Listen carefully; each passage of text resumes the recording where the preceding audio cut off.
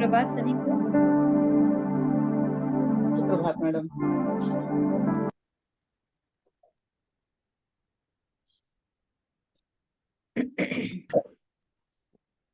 आज फिर एक खास दिन हम लोग मिल रहे हैं।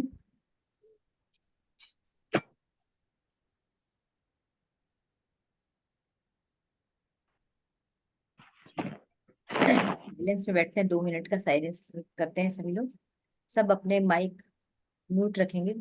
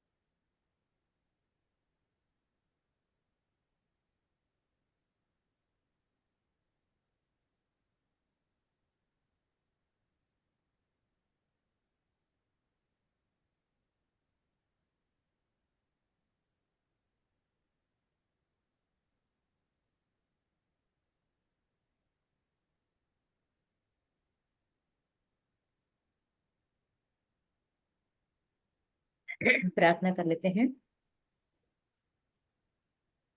हे supreme god, divine mother, divine father, all spiritual teacher, my spiritual teacher, holy masters, great avatars, great beams,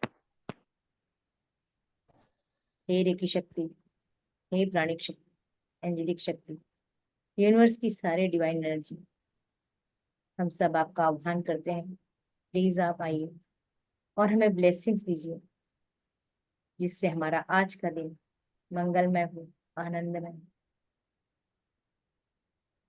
मेरे इष्ट देवता, कुल देवता, ग्राम देवता, पितृ देवता, यहाँ उपस्थित सभी पार्टिसिपेंट्स की इष्ट देवता, ग्राम देवता, कुल देवता, पितृ देवता, हम आपका आह्वान करते हैं। आज विशेष पितृ देवता का दिन है, हम सबका आह्वान करते हैं। मैं यहाँ पर गणपति जी की गणपति जी का आह्वान करती हूँ। वे अपनी विघ्नहर्ता शक्ति के साथ यहाँ उपस्थित हो और हमें ब्लेसिंग्स दे, हमें आशीर्वाद दे। वक्रतुंड महाकाय सूर्यकोटि समप्रभ निर्विघ्नं कुरु मे देव सर्वकार्येषु सर्वदा। माँ भगवती का आशीष पाने के लिए हम माँ भगवती का आह्वान करते हैं, वो अपनी जीवनदायिनी शक्ति के साथ आए और हमारे साथ, जिससे हमारी हीलिंग हो, हमारी मनोकामना पूरी हो और हम दिन भर एनर्जाइज रहें। माँ भगवती का आह्वान। या देवी सर्वभूतेषु शक्तिरूपेण संस्थिता नमस्तस्यै नमस्तस्यै नमस्तस्यै नमो नमः। या देवी सर्वभूतेषु विद्यारूपेण संस्थिता नमस्तस्यै नमस्तस्यै नमस्तस्यै नमो नमः।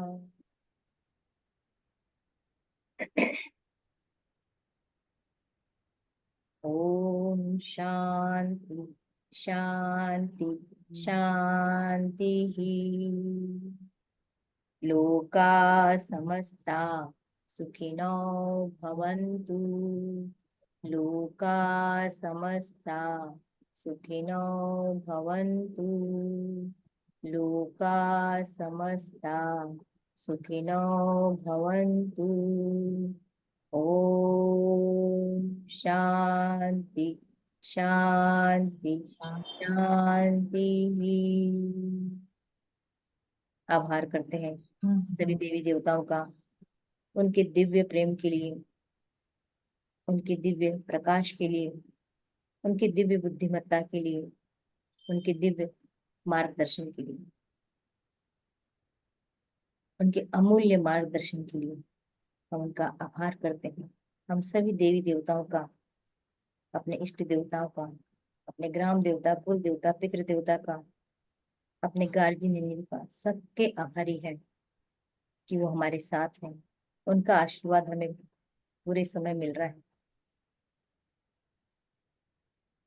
हम आभारी हैं उनके दिव्य सुरक्षा कवच के, जो उन्हें हमें देते हैं, जिससे हम दिन भर सुरक्षित हैं। धन्यवाद धन्यवाद। लॉट्स ऑफ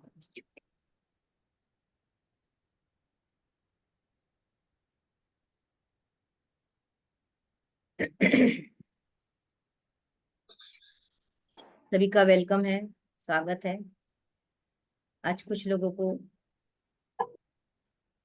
लिंक मिली है, जिनको भी ये लिंक मिली है उनके पितृ उनसे जुड़ना चाहते हैं। ये मान के आप आज इस क्लास में बैठिए, क्योंकि आज अमावस्या का दिन है। मैंने कई बार बताया आप लोगों को कि अमावस्या और पूर्णिमा बहुत महत्व के दिन होते हैं। इस समय एनर्जी बहुत अलग होती है। पूर्णिमा की एनर्जी अलग होती है, अमावस्या की एनर्जी अलग होती है। अमावस्या की एनर्जी डोनेशन की एनर्जी होती है। इस दिन हमें अपने एंसिस्टर से जुड़ने की एनर्जी मिलती है। ऐसा कहा जाता है, ऐसा माना जाता है कि आज के दिन, अमावस्या के दिन, हमारे पितृ धरती के आसपास होते हैं, हमारे आसपास होते हैं, और इस तरीके से वो हमारी ओर देखते हैं कि हमारी संतान हमें बुला रही है या नहीं, हमें याद कर रही है या नहीं कर रही, हमारी कुछ अधूरी अतृप्त इच्छाओं को पूरा कर रही है या नहीं। तो हमें पता नहीं होता कि वो क्या चाहते थे, वो क्या अधूरा छोड़ के चले गए हैं। तो हम इतना तो हमसे बन ही सकता है कि हम उनको याद कर लें। तो हम याद करते हैं।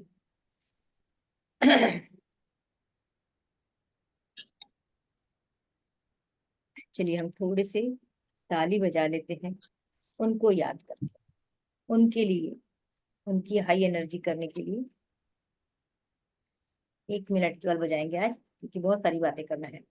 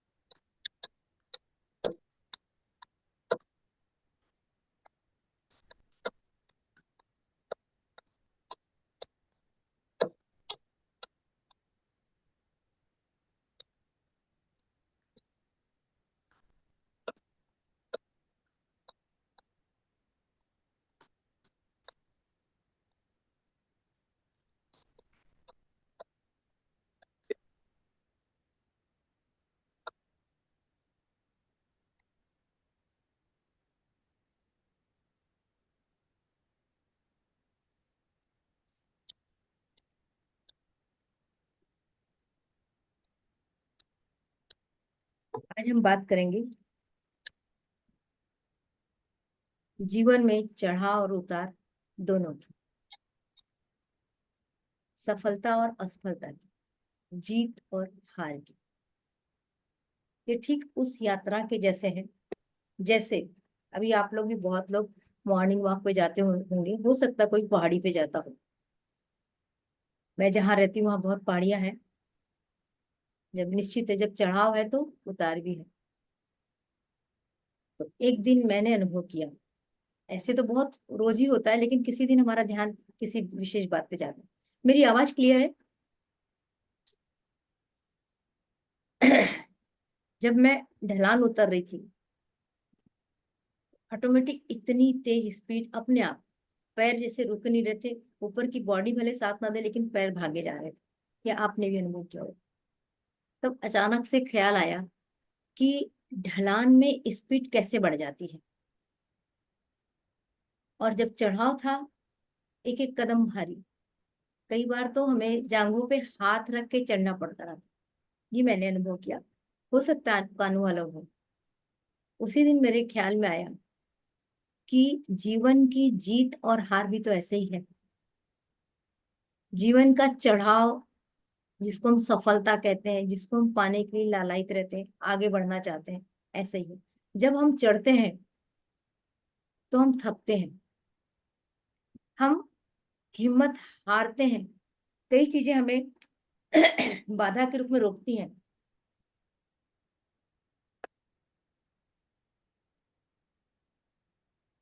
लगता है यहीं से लौट जाए, कहीं समतल जगह में चले जाए। तो क्यों क्यों थकते हैं? क्योंकि डगर कठिन होती, चढ़ाव हमेशा कठिन होते हैं। तो ठीक ऐसे ही हमारी जिंदगी में जो हमें पाना होता है, जिसे हम एक, जब हम मुकाम पे पहुंचना चाहते हैं, जिसे हम सफलता कहते हैं, वो इतने आसानी से नहीं मिलती। उसके लिए श्रम करना पड़ता है। ठीक वैसे ही एक एक पैर को उठाते समय हमें भार महसूस होता है, थकान महसूस होती है।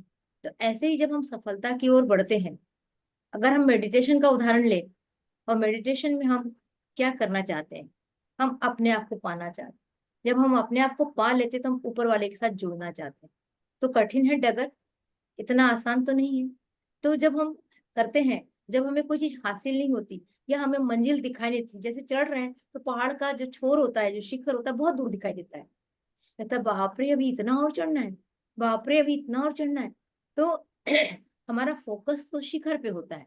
वैसे ही यदि आप मेडिटेशन में ऊपर वाले से अलाइन होना चाहते हैं, तो आपका फोकस होगा अलाइन होने से, ऊपर वाले को ध्यान में रख के। लेकिन कई बार उनसे अलाइन होने के चक्कर में, या शिखर पे पहुंचने के चक्कर में, हम जो हमारी यात्रा है उसको एंजॉय नहीं कर पाते। ऐसा आपने महसूस किया होगा, बाप रे अभी इतना बचा है, कितने दिन लगेंगे, कितना समय लगेगा, मैं तो अभी से थक गई। तो ये वो शिखर पे पहुंचते समय हमारा जो ब्रेन है वो बार बार हमें कहेगा, क्यों कर रहे हैं, आसानी से तो जी रहे हैं, सब खा पी रहे हैं और सोना छोड़ छाड़ के, अच्छी जिंदगी छोड़ छाड़ के ऊपर चढ़ने की सोच रही है। वापस लौट जा, क्या रखा है इसमें, वापस लौट जा। तो ये हमारा ब्रेन क्या कर रहा है, हमारा कॉन्शियस माइंड क्या कर रहा है, हमको बाधा उत्पन्न कर रहा है उस अचीवमेंट से जाने की। और जब ये बाधा उत्पन्न कर रहा है तो हम फोकस भी हमारा कम पड़ेगा, और हमारी जो यात्रा है वो मनोरंजक बच जाएगी क्या, वो बार बार हमें थकान याद दिलाएगी, वो बार बार हमें कठिनाई याद दिलाएगी। हो सकता है ठोकर लग रही है, हो सकता है हम गिर रहे हैं, हो सकता है हमें बैठना पड़ जाए। तो ये सब कौन कर रहा है, हमारा कॉन्शियस माइंड, हमारा ब्रेन। लेकिन अंदर से एक आवाज आती है, नहीं नहीं चलते हैं ना, अभी थोड़ा सा तो बचा है, और थोड़ा सा तो चलना है, चलते हैं, वहां जाके कुछ मजा और आने वाला है। तो आपके कॉन्शियस माइंड ने सब कॉन्शियस माइंड को, यदि आपने चलना शुरू कर दिया तो हरा दिया, यदि आप बैठ गए तो ब्रेन ने हरा दिया। दोनों का, मैंने कई बार बताया अभी इस क्लास में आपको, हमेशा अंतर्द्वंद कॉन्फ्लिक्ट चलता रहता है, लड़ाइयां चलती रहती है। कौन जीतता है वो आपको बाद में पता चलता। तो एक यात्रा को एंजॉय करना है, न कि शिखर को। अब आप जब सोचो कि मान लीजिए आपको किसी, आपको न्यूयॉर्क जाना है, आपको लंदन जाना है, आपको स्विट्जरलैंड जाना है, आप महीने 2 महीने से 4 महीने से तैयारी करते हैं, वीजा बनाने से लेके आपकी तैयारी शुरू हो जाती है, और बड़ा एक्साइटमेंट रहता है, जाना है मुझे, लंदन जाना है मुझे, न्यूयॉर्क जाना है मुझे, वीजा बनवाना है मुझे, पासपोर्ट बनवाना है। तो ये एक आपकी यात्रा शुरू हुई। अब जब आपको पासपोर्ट बनाने में दिल्ली या बॉम्बे या कलकत्ता के बार बार चक्कर लगाना पड़ जाए, आज काम नहीं हुआ फिर लौट के आ गए फिर जाना पड़ा, तो आप क्या करते हैं, खींचने लगते हैं, हट छोड़ दें क्या जाना, ये क्या है, इतनी क्यों झंझट करना पड़ रहा है।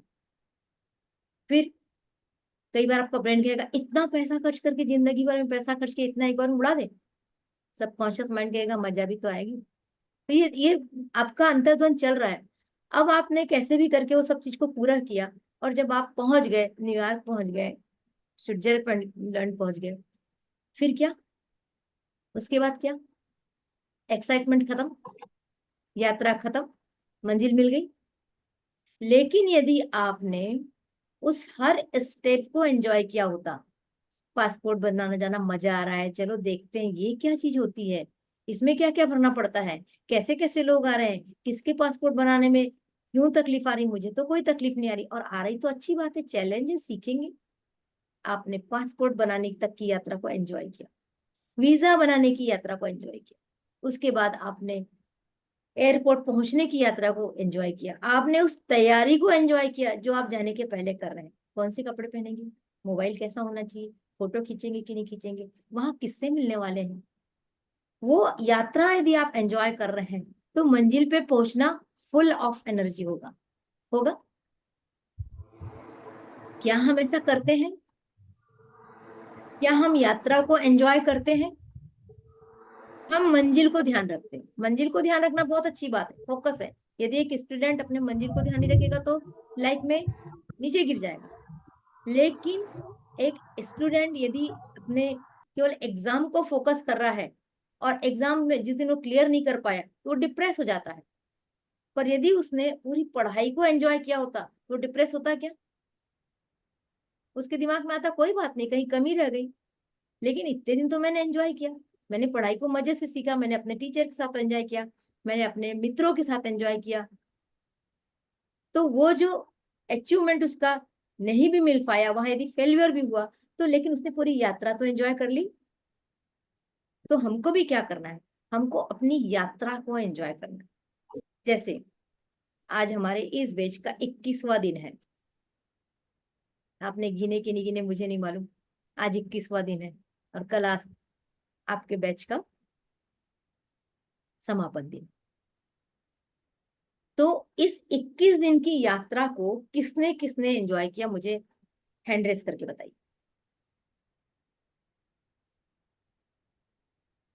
Good, good. किसको ऐसा लगा 22वां दिन आ रहा है, मैडम ने कहा था कुछ बड़ा चेंज होगा, अभी तो नहीं दिख रहा है। ऐसा लग रहा है संगमित्रा को कि चेंज नहीं हुआ है?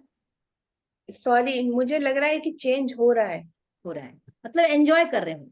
जी। जो भी यात्रा को एंजॉय कर रहा है, उसका ध्यान इस बात पे पूरी तरह से नहीं कि मुझे बड़ा क्या परिवर्तन होने वाला है।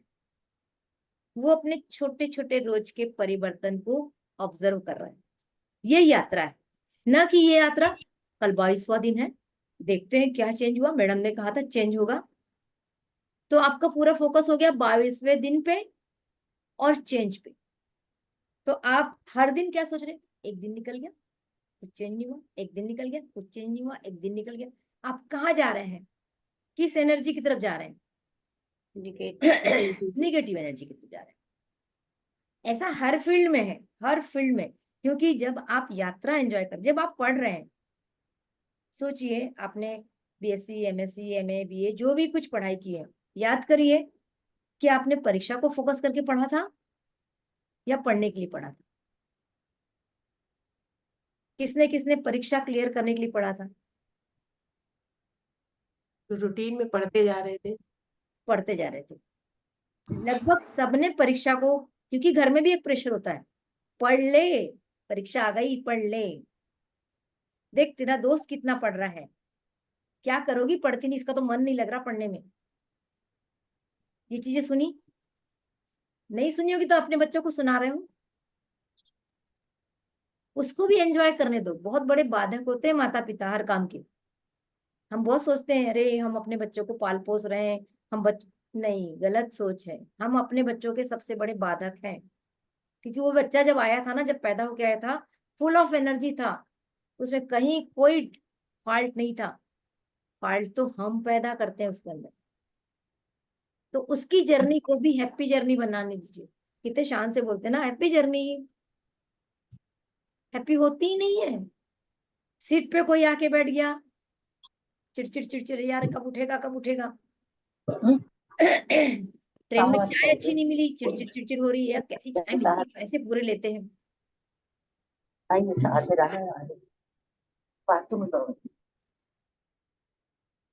है ना, ऐसे ही करते हैं ना।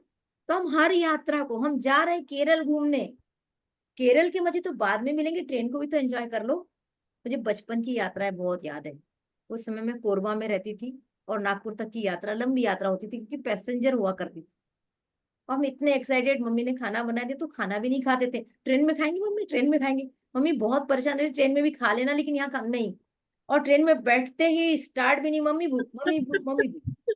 मुझे लगता है हम सबने किया होगा ऐसा। तो हम एंजॉय कर रहे थे उस समय। और फिर मुझे मेरे पिताजी ने सिखाया था, एक डायरी लो और हर स्टेशन का नाम लिखो। तो मुझे कितने सालों तक याद आया था कि कोरबा के बाद रतनपुर एक स्टेशन आएगा, ये स्टेशन आएगा, ये स्टेशन आएगा। हर बार लिखती थी। और पहले गर्मी की छुट्टियां बड़ी मजेदार होती थी, 2 महीने की। बचपन याद आ रहा है। तो हम लोग एंजॉय करते। और फिर अपने से बड़ों को, अपने घर वालों को, देखो देखो पेड़ भाग रहे हैं, देखो देखो ये हो रहा है, देखो वो गया, देखो वो गया। क्या करते थे हम, हर पल को एंजॉय करते। हमारे मम्मी पापा कहते थे सो जाओ, नहीं नहीं नहीं, नींद ही नहीं आ रही। हम भी अपने बच्चों के साथ यही कर रहे, सो जाओ सो, अरे उनको देखने दो ना, मजेदार सीन सीनरी देखने दो। सोते तो जिंदगी भर है। तो जो हमारे माँ बाप ने किया ना, हम भी अपने बच्चों के साथ वही करने को देख रहे हैं। लेकिन आजकल के बच्चों का ब्रेन बहुत शार्प है, वो एंजॉय करना चाहते हैं हर चीज को। तो उनको एंजॉय करने से रोको मत, करने दो। और खुद भी करो, कोई बात नहीं, जिस एज में अकल आई उस एज में जियो। हर पल को जीना है, हर यात्रा को एंजॉय करना है, हर दिन को एंजॉय करना है, हर पल को एंजॉय करना है। सहमत है आप लोग? नीना जी हाथ खुला करके सुनिए, हाथ बंद बांधना नहीं है, ये भी याद रखिए। हाथ और पैर बांध रहे हैं मतलब बहुत सारी चीजों को अंदर नहीं जाने देते हम लोग। पता नहीं है इसलिए हम लोग ऐसा वो हमारा बंधन है ना। तो इस तरीके से आज का हमारा थॉट था कि हर जर्नी को खूब एंजॉय करो। हर ढलान पे सोचो,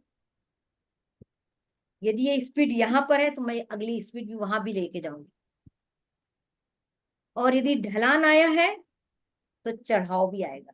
मतलब जिंदगी में यदि हम नीचे गिर रहे हैं तो हम ऊपर भी उठेंगे। नीचे गिरना कितना आसान है, हमारी स्पीड ही बढ़ जाती नीचे गिरने की, और चढ़ने की स्पीड कम हो जाती। तो कम स्पीड में घबराना नहीं है, सोचना है कि हम थोड़ा श्रम ज्यादा करें। बस इतना है। ये है हमारा आज का थॉट। और आज एक बहुत अपने पितरों के नाम से मेडिटेशन करेंगे। मैंने ग्रुप में डाला था कि आप लोग नमक के पानी से नहा के बैठिए। कुछ लोग बैठे। नीना जी बैठी है। ठीक। क्यों बोला था नमक के पानी से नहाने के लिए? ओरा क्लीन होता है नहीं। हमारा, है ना। जब हमारा ओरा क्लीन हो जाता है तो हमें बहुत अच्छे से मेडिटेशन का लाभ मिलता है। वैसे भी सप्ताह में 2-3 बार नमक के पानी से नहा लेना चाहिए। यदि कहीं ऐसी जगह जाके आए हैं जहां लगा कि बहुत दिमाग चिड़चिड़ा हो गया तो तुरंत नमक के पानी से नहा लेना चाहिए, फ्रेश लगता है। चलिए शुरू करते हैं। सब कैमरे ओपन करेंगे, मैं हीलिंग कर रही हूँ। मैं एक बात पूछना चाह रही थी, नमक कितना डालना चाहिए? जैसे 1 बाल्टी पानी है तो 1 चम्मच? हाँ, इतना इतना मुट्ठी भर डाल दो, थोड़ा डाल दो, और उसके बाद में साफ पानी से भी नहा लेना चाहिए, नहीं तो बाल खराब होते हैं। अच्छा। है? गायत्री जी को मैं यहाँ नहीं पहचान पा रही हूँ। गायत्री जी कैमरा ओपन करेंगी क्या?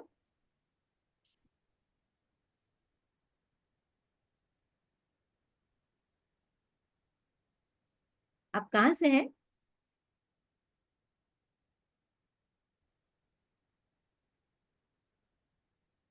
हाँ मैम, नासिक से हूँ। ओके, वेलकम आपका। Thank you ma'am. सब लोग कैमरा प्लीज, कैमरा जरूर ओपन करके रखें, है ना।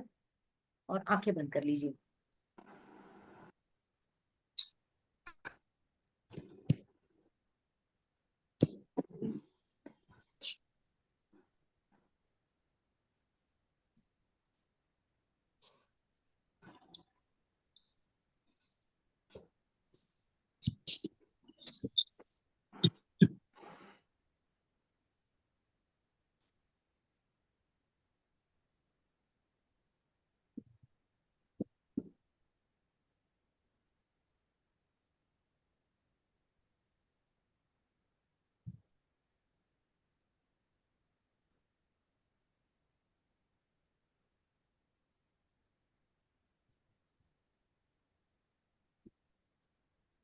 बैक स्ट्रेट रखेंगे, आंखें बंद।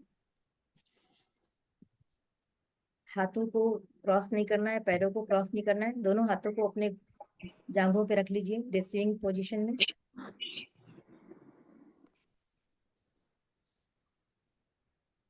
पानी पी लीजिए अच्छे से।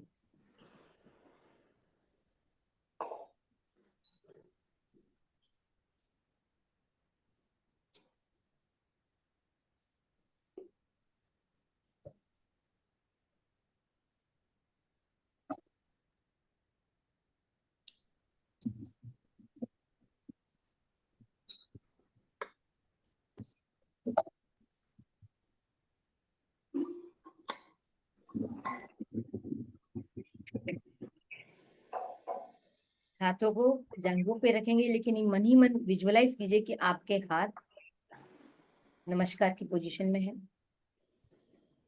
और हम ईश्वर से प्रार्थना कर रहे हैं। हे नारायण, हे शिव शक्ति, मेरी प्रार्थना स्वीकार करो। हमारे पूर्वजों का उद्धार करो।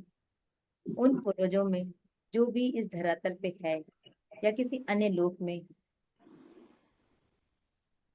नरक की पीड़ा सहन कर रहे हैं, ग्लानि, दुख, कष्ट और पीड़ा में है, जो अपने जीवन काल में अज्ञानता के कारण पाप, असत्य, अन्याय का साथ देते रहे हैं, उनकी ओर से मैं समस्त ब्रह्मांड से हाथ जोड़कर विनती करती हूँ कि उन्हें माफ करें।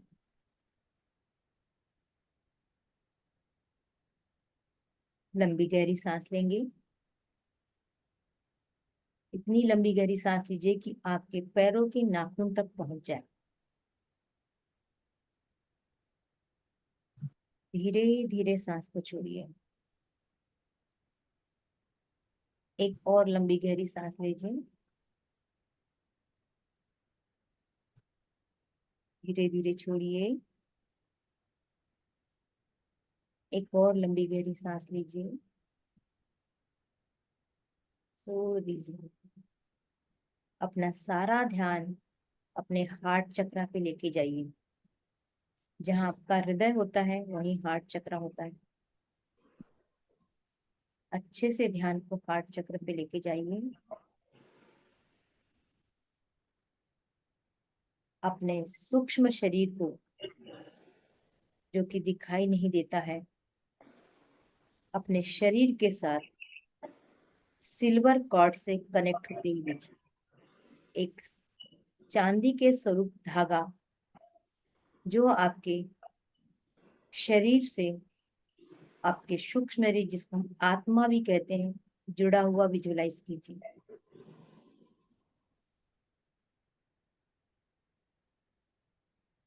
जो बहुत ही पावरफुल है। ठीक वैसे ही जैसे माँ के गर्भ में आप अपने माँ के साथ कार्ड से जुड़े थे, ऐसे ही ये सिल्वर कार्ड आपका आपकी आत्मा से जुड़ा हुआ विजुलाइज कीजिए।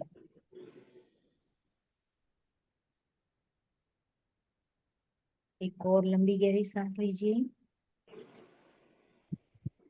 अब आप अपने आप को एक सुरंग में जाते हुए देखिए। एक गहरी सुरंग, आप उसके इस छोर पे खड़े हैं, दूसरे छोर पे अंधकार ही अंधकार है। आपको दूसरा छोर दिखाई नहीं दे रहा है। धीरे धीरे आप सुरंग में बढ़ रहे हैं।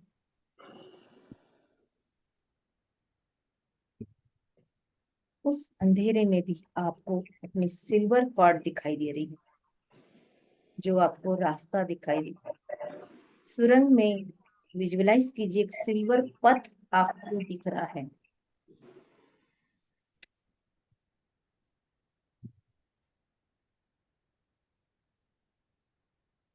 आप एक कदम आगे बढ़ रहे हैं।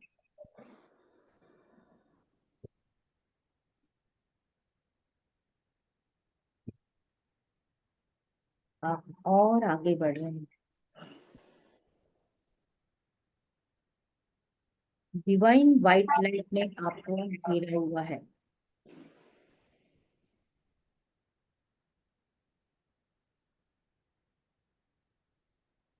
ये डिवाइन व्हाइट लाइट आपको सुरक्षित रखे हुए है।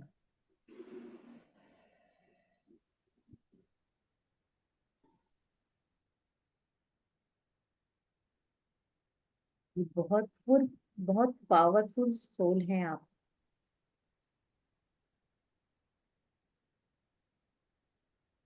इस डिवाइन व्हाइट लाइट के सहारे आप सुरंग में धीरे धीरे आगे बढ़ रहे हैं।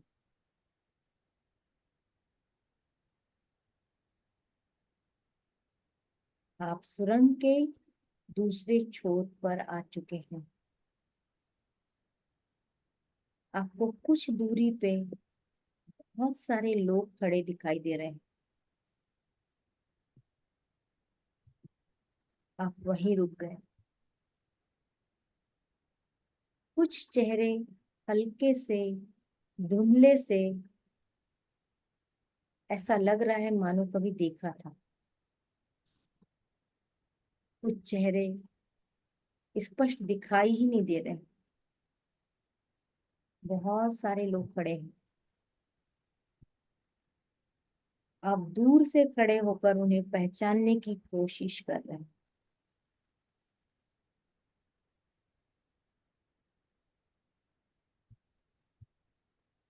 आप हाथ जोड़ रहे हैं। ये सारे मेरे पूर्वज हैं। मेरी पहली पीढ़ी, दूसरी पीढ़ी, तीसरी पीढ़ी, चौथी पीढ़ी, 4 पीढ़ी पहले के सारे पूर्वज यहाँ खड़े हैं। आपका मन भर के आ रहा है, ये मेरे अपने लोग हैं। मैं इन्हीं के कॉर्ड से जुड़ा हुआ हूँ। देखते रहिए ध्यान से अपने पूर्वजों को। सारे पूर्वजों को कोटि कोटि प्रणाम।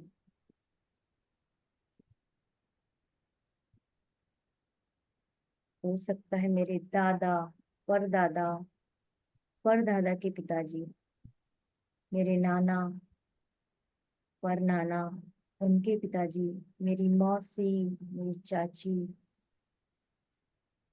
खूब सारे लोग खड़े हैं, भाई बहन जो मेरी जिंदगी में पहले कभी रहे हैं।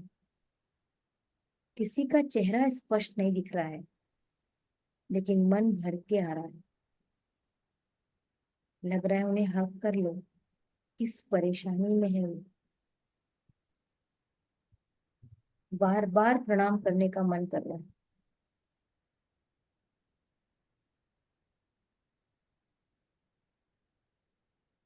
आप मन ही मन दोहरा रहे हैं,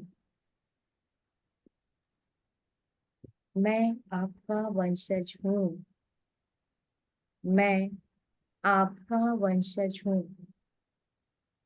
मन भर भर के आ रहा है। इस फीलिंग को बताना कठिन है। मैंने परमात्मा से आपकी मुक्ति के लिए प्रार्थना की है। मैं अभी इस वक्त आपकी मुक्ति के लिए, आप सबकी मुक्ति के लिए परमात्मा से विनती करती हूँ, प्रार्थना करती हूँ। आप सबको परमात्मा के दिव्य शक्ति से बंधन मुक्त करने हेतु प्रार्थना करती हूँ।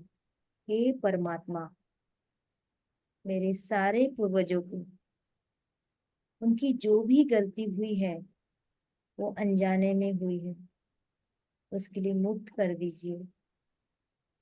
प्लीज उन्हें मुक्त कर दीजिए। परमिशन दीजिए, परमात्मा उन्हें आज्ञा दीजिए,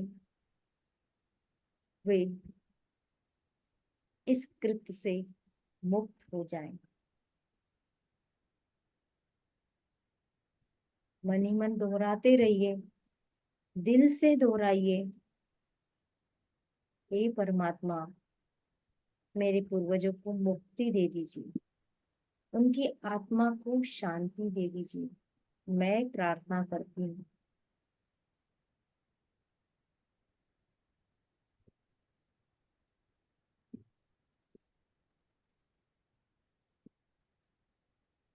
अपना राइट हैंड उठाकर पूर्वजों की ओर ब्लेसिंग दीजिए।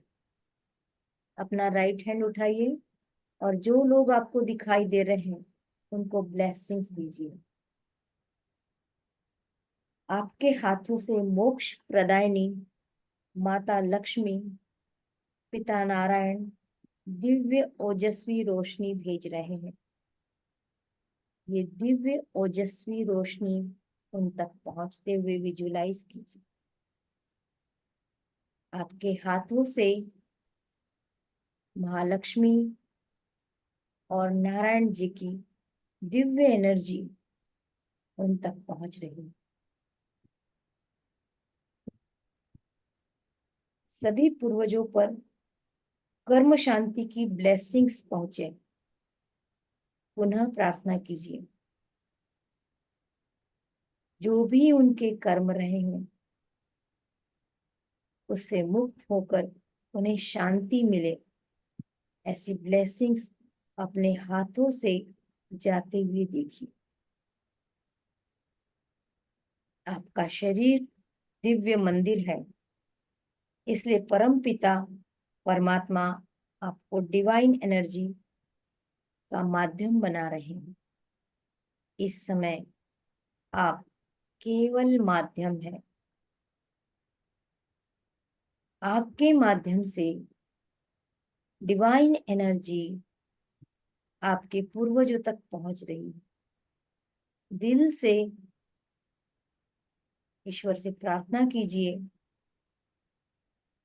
कि ये एनर्जी, ये डिवाइन एनर्जी मेरे माध्यम से मेरे पितरों तक पहुंचती रहे। लगातार डिवाइन एनर्जी आपके पितरों तक पहुंच रही है। वे सारी आत्माएं जो आपके सामने खड़ी हैं इस डिवाइन एनर्जी से हील हो रही है। शांत हो रही है, शुद्ध हो रही है।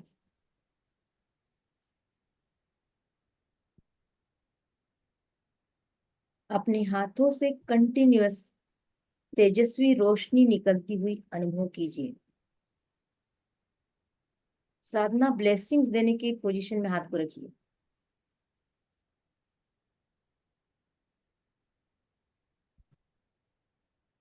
उन सबके पास से दुख, पीड़ा, दर्द, ग्लानि को दूर जाते हुए देखिए। आपके हाथों से निकलती हुई डिवाइन एनर्जी से आपके जो एंसेस्टर्स हैं उनके अंदर से जो ग्लानि है, जो पश्चाताप है, जो दुख है, उसको बाहर निकलते हुए विजुअलाइज कीजिए। उनके अंदर प्रेम की एनर्जी भर रही है। आपके हृदय का प्रेम यूनिवर्स की डिवाइन एनर्जी के साथ उन तक पहुंच रहा है। ये सारी आत्माएं तृप्त हो रही है, खुश हो रही है कि आज उनके पीढ़ी की एक सदस्य ने उन्हें मुक्त करने में उनकी मदद की। वो दिल से आपको धन्यवाद दे रहे हैं। उनके चेहरे हल्के हल्के दिखाई देना शुरू हुए। ये चेहरे पूरे प्रफुल्लित लग रहे हैं, तृप्त लग रहे हैं। लग रहा है जैसे वो आज का इंतजार कर रहे थे, आपका इंतजार कर रहे थे, और आज उनका इंतजार खत्म हुआ। प्रेम की एनर्जी से भरी हुई ये आत्माएं तृप्ति के साथ आपको भी ब्लेसिंग्स दे रही हैं। ये संतुष्ट आत्माएं अब धीरे धीरे पीछे लौट रही, लौट रही, लौट रही। ये बहुत ही मनोहारी दृश्य है। आपको अपने पूर्वज दूर जाते हुए दिखाई दे रहे हैं। मन कर रहा है दौड़ के उन्हें पकड़ लो, अपने पास रख लो, लेकिन वो आज बहुत संतुष्ट है। धीरे धीरे वो जा रहे हैं। आपके सारे पूर्वज आपसे खुश है, संतुष्ट है, शांत है, आनंदित है। आपको भी बहुत शांत और हल्का महसूस हो रहा है कि आप अपने पूर्वजों के लिए, उनकी मुक्ति के लिए कुछ कर पाए। एक संतुष्टि से आपका दिल भर रहा है। आपको आनंदित भी लग रहा है। आपने आज एक असाध्य कार्य को पूरा किया। आपने 4 पीढ़ियों के सारे पूर्वजों को ब्लेसिंग्स दी। उनकी ब्लेसिंग्स भी आप तक पहुंच रही है। उनका आशीर्वाद बरस रहा है। आप अपनी जगह पे खड़े हैं। लग रहा है, फील कर रहे हैं आप कि आपके ऊपर फूल बरस रहे हैं। वो आपके सारे पूर्वज ऊपर से आपके ऊपर फूल बरसा रहे हैं, आशीर्वाद दे रहे हैं कि आपने उन्हें संतुष्ट कर दिया, खुश कर दिया। आप जो भी कर्म करेंगे, आपके रिश्ते में अब उन्नति और खुशियां आपको मिलती रहेगी, क्योंकि आपके पितृ आपसे खुश हैं। जब तक आपके पितृ खुश नहीं होंगे, आपके घर में मंगल कार्य नहीं हो सकता। आपके कामों में बहुत सारी बाधाएं आती हैं, लेकिन आज से आपके घर में वो सारे काम शुरू होंगे जो रुके हुए थे। आपने आज अपने पितरों का आशीर्वाद प्राप्त किया है। Thank you, thank you, thank you universe. आपने मुझे मेरे पितरों से मिलवाया। थैंक यू यूनिवर्स, मुझे इस काबिल बनाया। मैं माध्यम बना अपने पितरों तक आपकी डिवाइन एनर्जी को पहुंचाने का। मैं माध्यम बना अपने पितरों की खुशियों को वापस लौटाने का। मैं माध्यम बनी उनकी मुक्ति का। Thank you, thank you, thank you, thank you मेरी गार्जियन एंजल का, जो मुझे हमेशा प्रेरित करती है से नेक काम के लिए। थैंक यू मेरे सारे गुरुओं का, जिनके आशीर्वाद से मैं ये सब कर पाती हूँ। थैंक यू इस दुनिया में आए हुए सभी अवतारों का, जिन्होंने हमें अच्छी शिक्षा दी, मूल्य दिए, जिसको लेकर हम आगे बढ़ रहे हैं। थैंक यू अपने हृदय का, जो प्रेम से भरा हुआ है और प्रेम ही बांट रहा है। थैंक यू अपने शरीर का, थैंक यू अपने सूक्ष्म शरीर का।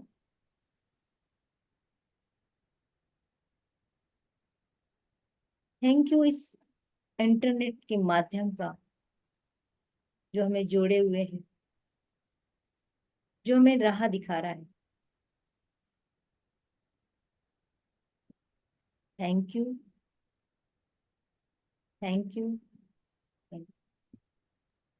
एक लंबी गहरी सांस लीजिए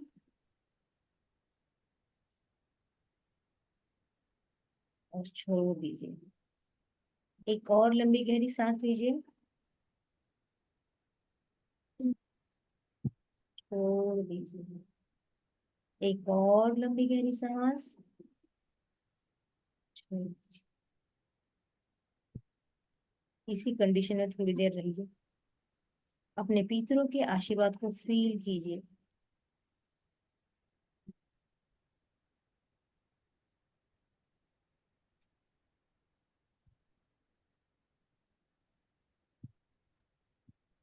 धीरे धीरे सुरंग से बाहर आइए।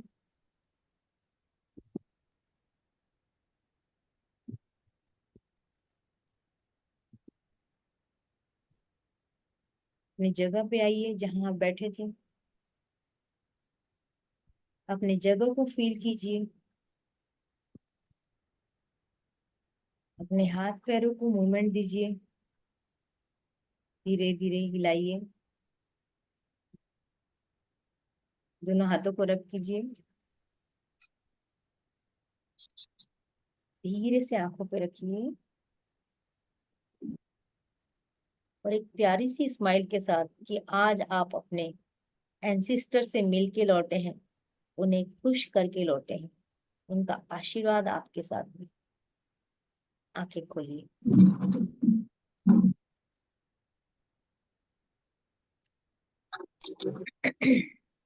मैडम बहुत अच्छा टाइम है 5:55 अफर्मेशन के लिए। मेरे सारे पितृ सारे कष्टों से मुक्त हो चुके हैं। बोलिए, मेरे सारे पितृ मेरे सारे पितृ सारे कष्टों से कष्टों से दूर मुक्त दूर हो चुके हैं, हो गए हैं। मुक्ति मिल उन्हें गई है। उन्हें मुक्ति मिल गई। मेरे सारे पितृ मेरे सारे पितृ अपने कष्टों से मुक्त हो गए हैं, उनको इस मुक्ति मिल गई। मुक्ति मिल गई है, वो अपने लोक को ब्रह्म लोक को जा चुके हैं। मेरे उनके सारे आशीर्वाद से हमारे घर में सारे मंगल कार्य हो रहे हैं। आशीर्वाद उनके से मेरे आशीर्वाद सारे से मंगल कार्य हो सारे उनके मंगल कार्य हो आशीर्वाद से मेरे सारे होंगे। सारी बाधाओं को दूर वे कर रहे हैं। ये हम सारी बाधाओं को दूर कर रहे हैं।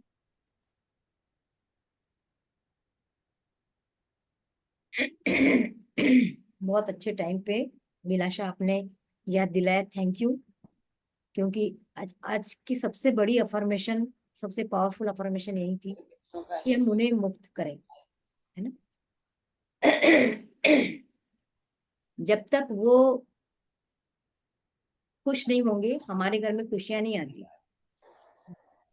और उनको पितृदोष आप लोगों ने बहुत सुना होगा, जब भी ज्योतिष के पास जाते हैं आजकल पितृदोष पितृदोष पितृदोष, ये कर लो, नासिक में जाके ये पूजा करा लो, गया में जाके ये करा लो। मैं उसको गलत नहीं बोल रही हूँ, कुछ भी गलत नहीं है, सारी विद्याएं अपनी जगह सही है। हाँ, उसका मैं उपयोग कैसे हो रहा है। मैंने तो भुगता है मैडम इस कंडीशन को। बिल्कुल। तो प्रोफेशनली जब हर चीज में घुस के बहुत करा रहे हैं, वो कहीं फिर हमारे पर अविश्वास पैदा कर। तो आज एक टिप्स, यदि मैं वास्तु कंसल्टेंट हूँ और आपको कुछ ना बताऊं तो अधूरा सा लगेगा, आपको भी लगेगा कि कुछ नहीं बताया मैडम ने आज तक। तो हमारे घर में साउथ वेस्ट दिशा होती है, यदि आप कंपास घर के बीचों बीच रख देंगे तो साउथ वेस्ट दिशा दिखाती, नहीं तो दक्षिण और पश्चिम के ठीक बीच की दिशा होती है साउथ वेस्ट, जिसको हम नैऋत्य कोण भी कहते हैं। वो दिशा हमारे घर में पितरों के लिए होती है। वो दिशा यदि आपके घर में बैलेंस है तो आपको पितृदोष नहीं होगा। और किसी भी पंडित ने बता दिया पितृदोष है, किसी ने बता दिया, तो पहले आप अपने लक्षणों को ऑब्जर्व कीजिए कि वो लक्षण मिल रहे हैं क्या। क्या होता है, आपसे सवाल उठता है कि पितृदोष हुआ तो क्या। पितृदोष हुआ तो आपके घर में शादियां नहीं होती, तय नहीं होती, बहुत बहुत परेशान होते हैं लोग, शादियां नहीं होती। यदि किसी कारण से शादी हो जाए तो टिकती नहीं है। यदि शादी टिक गई तो प्रेगनेंसी नहीं होती है। यदि किसी कारण से प्रेगनेंसी भी हो गई, क्योंकि बहुत सारी चीजें काम करती है, एक ही चीज काम नहीं करती, प्रेगनेंसी भी हो गई तो बच्चा ऑटिस्टिक या कोई ना कोई प्रॉब्लम के साथ पैदा होता है, और वो उसकी उम्र ज्यादा लंबी नहीं होती। ये अगर लक्षण मिल रहे हैं किसी के घर में तो मानिए कि पितृदोष है।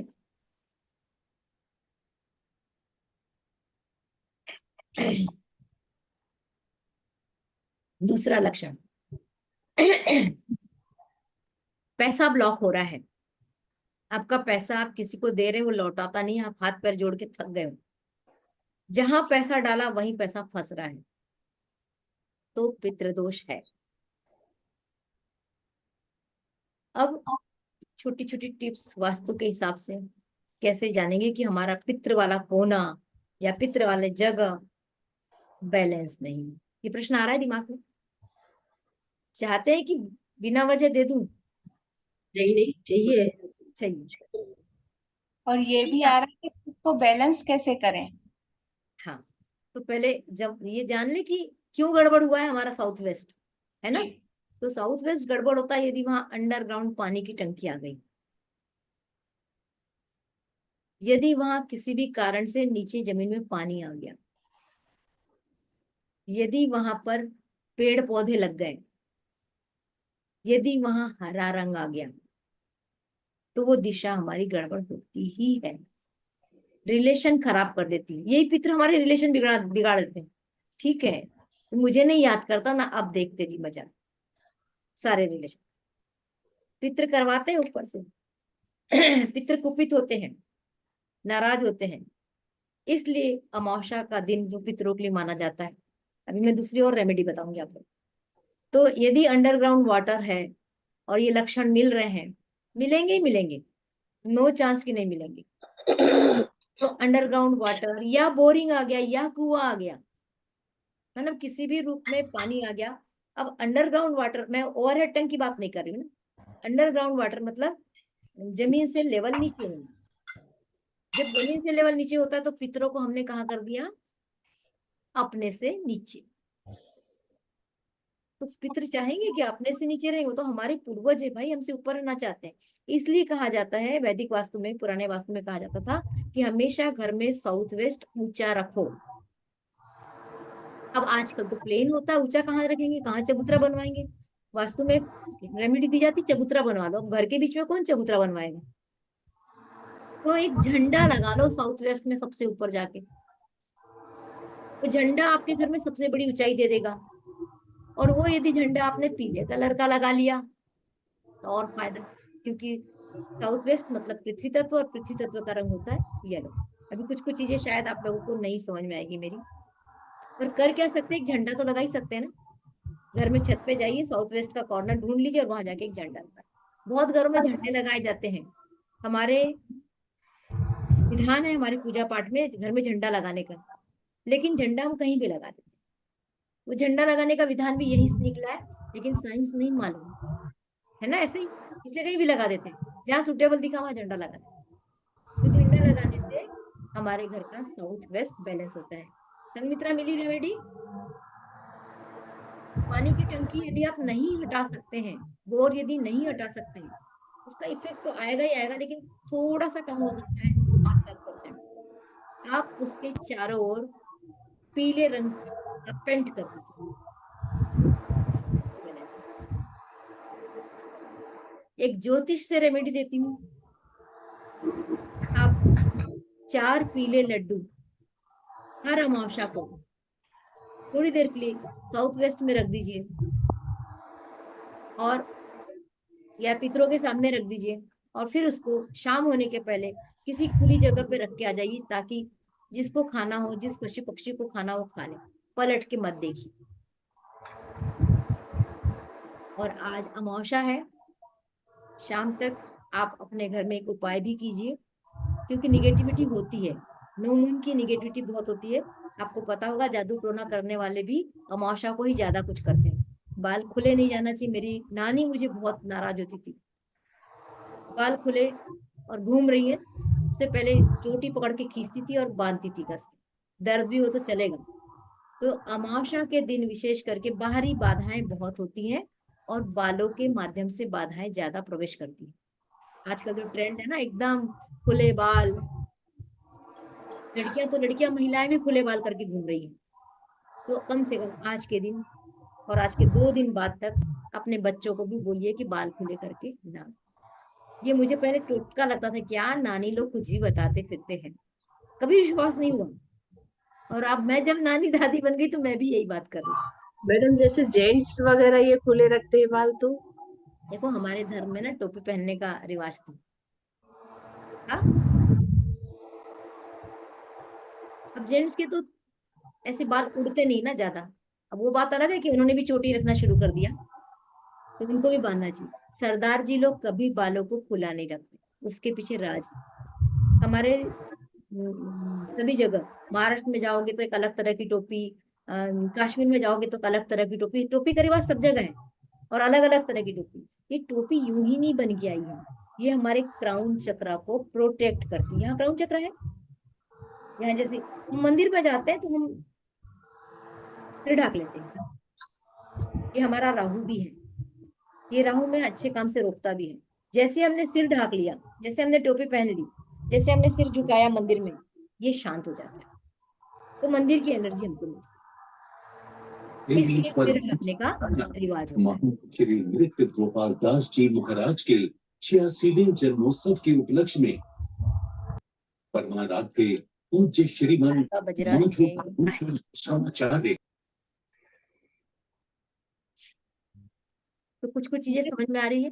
आज क्या करिए, वो जो कंडे होते हैं ना गोबर के, वो मिल जाते हैं मार्केट में आजकल पूजा के दुकान में, उसको लीजिए, और छोटा सा वो धूप बत्ती जलाने का आता है, या बड़ा जो आपके यहाँ हो, सब अवेलेबल हो, उसमें 2-4 कंडे डालिए, 2-3 कपूर डालिए। यदि भीमसेनी कपूर है तो बहुत ही अच्छा, सबसे अच्छा कपूर माना जाता है। और पीली सरसों मार्केट में मिलती है, उसको जला के शाम के समय धुआं करिए पूरे घर में, सामने के दरवाजे से लेके पूरे घर में घूम के पीछे साइड में रख दीजिए। जितनी भी निगेटिविटी होगी वो निगेटिविटी दूर होगी। तो ये टोटके नहीं है, आज मुझे बताने में उन्हें हंसी भी आ रही कि जब हमारे मम्मी पापा बताते थे, जब दादी नानी बताती तो हमने उसको टोटके वो या रूढ़िवादिता बोला, लेकिन आज मैं उसी लाइन पे हूँ, क्योंकि मुझे मैम पीछे से आगे ले जाना है या आगे से पीछे ले जाना है उसको घुमाते हुए? आगे से पीछे ले जाना है, तो मतलब फ्रंट गेट से अंदर की ओर। घर के मुख्य दरवाजे से घुसते हुए पूरे कमरों में घुमाते हुए धुआं निकलेगा, उस धुएं को पूरे कमरे में घुमाते हुए पीछे कहीं ले जाके रख दो। ये चीजें आज के लिए है आपकी। मैम शिखा बांधने का ट्रेंड इसीलिए है जेंट्स लोग शिखा बांधते थे पहले। यही क्राउन चक्र है ना, क्राउन चक्र को खुला नहीं छोड़ते हैं। बिंदी लगाने का हर चीज का तो सुना तो आप लोगों ने भी, मालूम भी है आप लोगों को, बिंदी क्यों लगाते हैं, बिछिया क्यों पहनते हैं, पायल क्यों पहनते हैं, गले में मंगलसूत्र या गले में कुछ और क्यों पहनते हैं, कान क्यों छिदवाते हैं, सबका साइंटिफिक भी है, धार्मिक भी है। लेकिन क्या हुआ ना, हमारे बुजुर्गों ने हमें तर्क नहीं दिए, तर्क नहीं बताए, तो हमने उसको अंधविश्वास मान लिया और छोड़ दिया। अब जब हम पढ़ पा रहे, मैं क्यों अविश्वास कर पा रही हूँ, मैं भी साइंस की स्टूडेंट हूँ, कह सकती हूँ नहीं मुझे नहीं करना, लेकिन अब उसकी पीछे की चीजें समझ में आ रही। जब जब आप बड़ी बिंदी लगाते हैं, आप किसी का भी ध्यान किस पे जाता है, कौन है वो, उषा उत्थुप, गायिका उषा उषा, उत्थुप। कहाँ ध्यान उषा। जाता है पहले उसके, सबसे पहले बिंदी। बिंदी पे जाता है।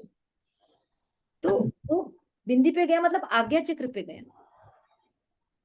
मैं क्रिटिसाइज नहीं कर रही हूँ किसी को भी कि हम छोटी सी बिंदी लगा रहे, यदि आपको अपना पावर, पहले की महिलाएं कुमकुम लगाती थी ना, बड़ा सा, और मुझे तो और अच्छे से अपनी मामी याद आती है, वो कुमकुम को ऐसे घोटती थी ऐसे, और बड़ा करती थी घोट घोट के। अभी बिंदी ऐसे पट से टच हो गई। देखो दोनों में क्या अंतर है, थोड़ा सा मैं शायद मेडिटेशन से अलग टॉपिक पे जा रही हूँ, लेकिन काम की चीज है। जब हम ऐसा ऐसा घोट रहे हैं, क्या कर रहे हैं हम, सोचो क्या कर रहे हैं, कर रहे हैं। आज्ञा आज्ञा चक्र चक्र को को एक्टिव कर रहे हैं। एक्टिव कर रहे हैं, आज्ञा चक्र। अब हमने ऐसी बिंदी उठाई, टप से लग गई। हम गंध लगाते थे ना, पहले गंध आता था गीला वाला, वो भी हम ऐसे ऐसे करके लगाते थे। अब आप सोचो छोटी बिंदी टच कर दी, और वही गंध से आपने ऐसा असर किया, क्या किया। तो हमको अलग से चक्रों को एक्टिव करने के लिए कुछ करना नहीं पड़ता था। हमारे रिचुअल्स, हमारी दिनचर्या ऐसी बना दी गई थी। कितने ज्ञानी थे हमारे पूर्वज, कितने ज्ञानी। हम आज किताब में लिख लिख के ज्ञान को बांट रहे हैं, पढ़ते हैं, याद रखते नहीं रखते, फिर मोबाइल में डालते हैं, कहीं कॉपी में लिखते हैं, तो भी याद नहीं रहता। उन्होंने हमारे इनबिल्ट कर दिया था हमारे दिनचर्या में। तो इस तरीके से आज्ञा चक्र जब आपका एक्टिव होगा, तभी तो आपको इंट्यूशन आएंगे, तभी तो आपको आइडियाज आएंगे। और जीने के लिए आइडियाज जरूरी है। फिर डिसीजन नहीं ले पाते, तो जो भी डिसीजन नहीं ले पाता उसको यहाँ पर तिलक लगाना चाहिए। तिलक की भी बहुत है, कहीं केसर का तिलक लगाओ, कहीं कुमकुम लगाओ, कहीं हल्दी का लगाओ, कुछ भी लगाओ, लेकिन यहाँ पर लगाओ। वैसे ही नाभि हमारी माँ से किससे जुड़े थे, नाभि से जुड़े। तो नाभि में सबसे पावरफुल एनर्जी होती है। तो कहते हैं नाभि में भी टीका लगाना चाहिए, तिलक लगाना चाहिए। और नाभि में टीका लगाने के बाद ऐसा ऐसा घुमाना चाहिए, अपनी नाभि जो गड्ढा है ना, उसको ऐसे ऐसे करके घुमाना चाहिए। घुमाने का मतलब फिर हम उसकी एनर्जी को एक्टिव करें, है ना। हम घर की यहाँ नाभि को भी ऐसे, गले में भी तो लगाते थे, हाँ गले में भी नहीं तो नहीं लगाते नहीं, हैं। यहाँ भी, ये भी हमारा थ्रोट चक्र है, लगा के हम ऐसे ऐसे कर।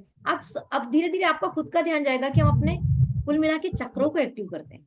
हम बात बात में कहते हैं मेरा दिल कह रहा, मेरा दिल कह रहा, all is well, all is well, ये क्या है, हार्ट चक्र को एक्टिव तो कर रहे हैं हम जब जमीन पे बैठ रहे हैं हमारा रूट चक्र एक्टिव हो रहा है।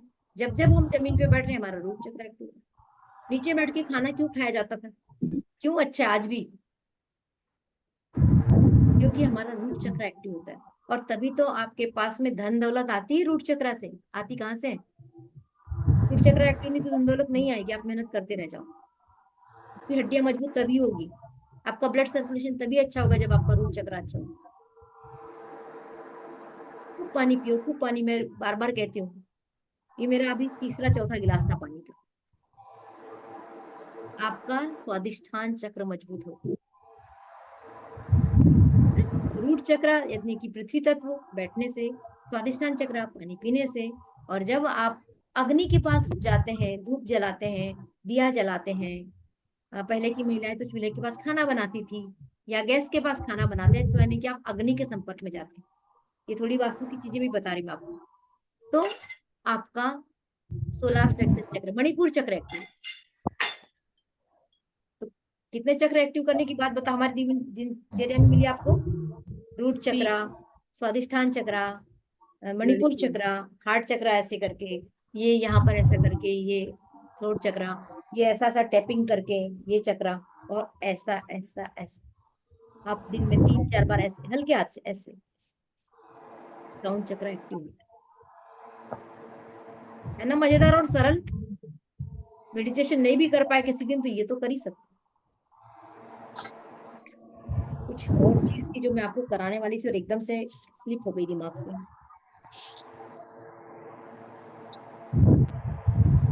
मैडम आप मनी बैग तैयार करना बताने वाली थी कल। अच्छा, कल बताती हूँ, वो पेड क्लास वालों के लिए है। हम्म, आज हमने फ्री किया ना कुछ लोगों के लिए, वो कल सिखाएंगे। जी जी, ओके ओके। कुछ याद नहीं आ रहा, कुछ अच्छी चीज थी जो मुझे आपको करानी थी और एकदम स्लिप हो गई दिमाग से। कोई बात नहीं, शायद आज के लिए नहीं होगी वो, कल याद आ जाएगी तो कल कराऊंगी। मैडम मेरे सुझाव पर जरूर ध्यान दीजिएगा।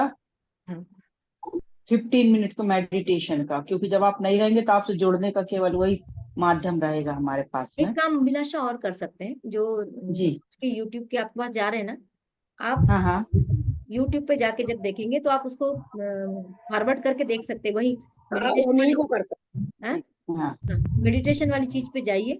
हालांकि उसमें एक जी जी, प्रॉब्लम बताई थी, अभिलाषा ने ही बताई थी कि उसमें ऐड आना शुरू हो जाता है। हाँ हाँ, ऐड आना शुरू हो जाते हैं बीच बीच में, वो एक बार करके देखा मैंने।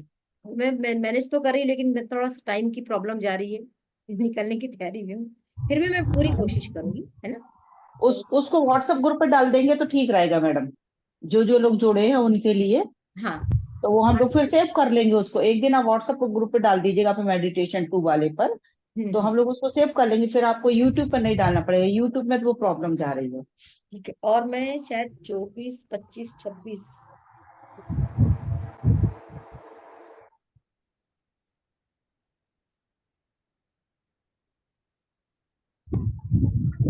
शायद 21, 22, 23, 24 को वेबिनार में ये क्लास लूंगी सवेरे। आप लोग देखते रहिएगा, ग्रुप में जब भी लिंक आया आप लोग ज्वाइन कर सकते हैं, ये बिल्कुल फ्री रहेगी। और 10 तारीख से नया बैच शुरू होगा, उसके लिए भी आप लोगों को जोड़ सकते हैं, ताकि नए बैच में और हम कुछ कुछ नई चीजें, नया मेडिटेशन और पावरफुल अफर्मेशन के साथ आएंगे। तो 10 जुलाई। 10 जुलाई। इतना लंबा कहाँ गैप कर रहे हो आप? तीर्थ यात्रा, चारों धाम। चारों धाम तो मेरा हो चुका है, लेकिन थोड़ा और एक हम हमारा और होता है ना, जिससे हम मुंह नहीं मोड़ सकते, अच्छा हमारे अच्छा, बच्चे, हाँ हाँ सही।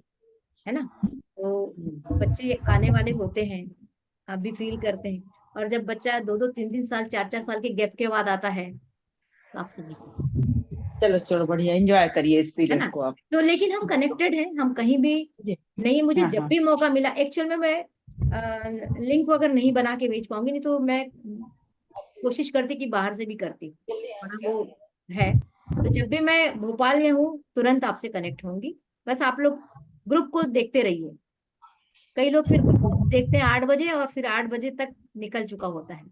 तो ऐसा एक बार रात को जरूर देख लिया करिए, यदि मुझे मेडिटेशन करवाना है तो मैं रात में ग्रुप पर डाल दूँ। और जी कल सबको थोड़ा सा समय देना है ज्यादा, कल 10 मिनट ऊपर लगेगा, एक्सपीरियंस शेयर करना है। तो एक्सपीरियंस बना के रखिएगा अपने, जैसा भी आपको जो भी एक चीज आपको नई सीखने मिली है वो मुझे जरूर शेयर करिए, क्योंकि ये बहुत लोगों के काम आए। तो चले, आज तो हमने वैसे ही ब्लेसिंग दे दी अपने एंसिस्टर को। ठीक है, कैसा लगा गायत्री जी? थोड़ा सा मैं सुनना चाहिए है कि गई गायत्री जी?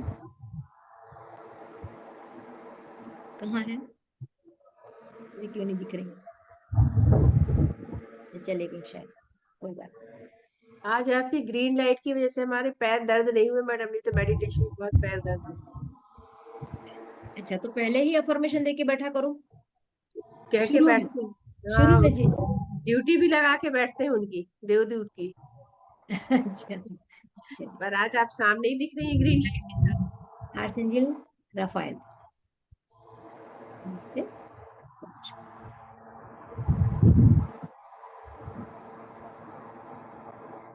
आप सभी को नमस्कार, धन्यवाद।